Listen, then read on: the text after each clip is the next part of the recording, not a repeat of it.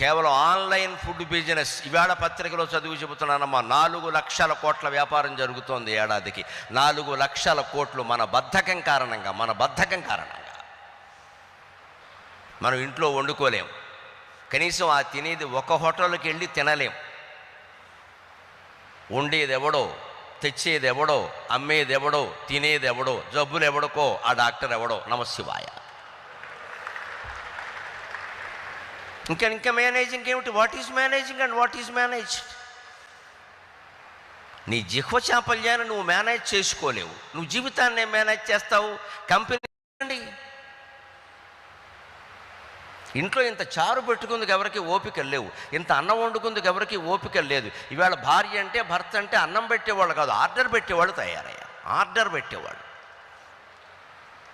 అర్థం కంటే ఆర్డర్ పెడతారా, అన్నం పెడతారా?